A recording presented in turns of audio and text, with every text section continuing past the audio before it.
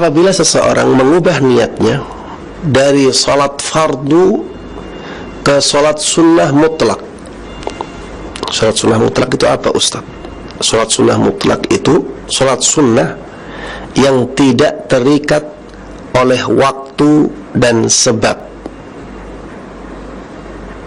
Sholat sunnah mutlak itu sholat sunnah yang tidak terikat oleh waktu dan sebab. Tidak ada sebab apa-apa dia sholat. Tidak terikat waktu, kapanpun dia bisa sholat sunnah. Sholat sunnah mutlak itu sholat sunnah yang tidak terikat oleh waktu dan sebab. Sholat yang terikat dengan waktu seperti apa misalnya? Sholat duha terikat dengan waktu duha. Contohnya lagi, sholat malam terikat dengan waktu malam. Contohnya lagi, sholat qabliyah terikat dengan sholat fardu, waktu sholat fardu. Ya, terikat dengan waktu sebelum sholat fardu. Sholat ba'diyah terikat dengan waktu setelah sholat fardu. Sholat witir terikat dengan waktu malam. Itu sholat yang terikat dengan waktu. Ada sholat yang terikat dengan sebab. Misalnya sholat tahiyatul masjid, sebabnya masuk masjid.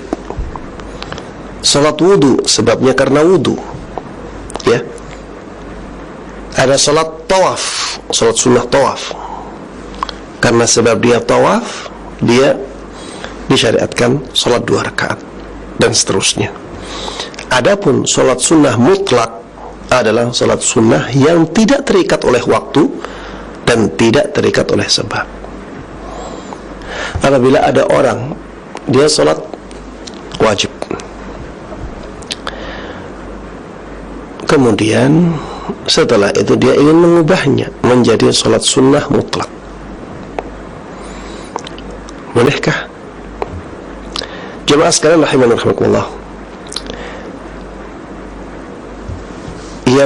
poin yang harus kita garis bawahi di sini adalah tidak boleh seseorang mengubah niatnya tanpa ada hajat,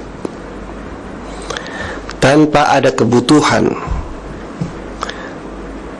tanpa adanya desakan keadaan. Dia tidak boleh mengubah niat. Ketika tidak ada kebutuhan atau desakan keadaan untuk mengubah niat salat, kita tidak boleh mengubah niat salat kita.